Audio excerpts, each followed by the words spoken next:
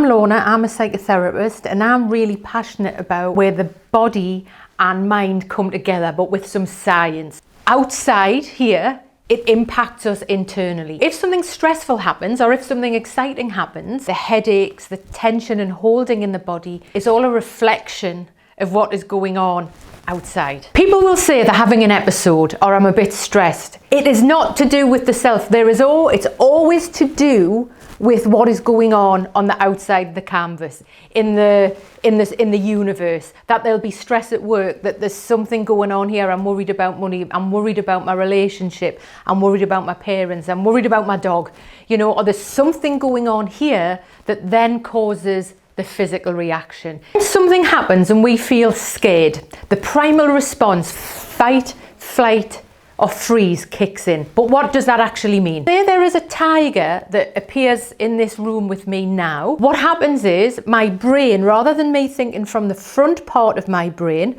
the smart part where I'm the therapist and I can do all this thinking, I go to a little almond-shaped part of my brain called the amygdala. The amygdala is like an alarm going off.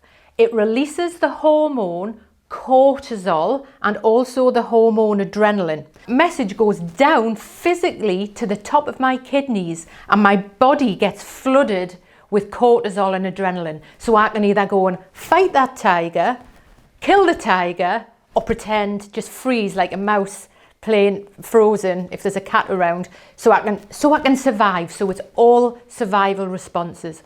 But in doing that, I may forget my name, I don't know where I am, I have gone into a full survival response. And in society, who can be angry? Because if a man is angry, he's seen as bad, and if a woman is angry, she's seen as mad.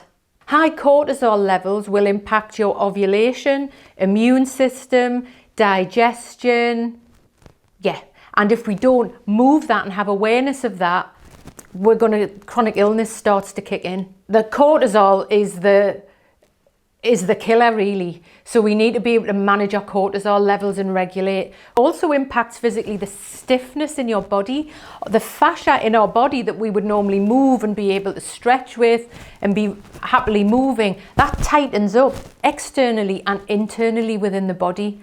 So we need to be able to move and breathe to regulate our nervous system.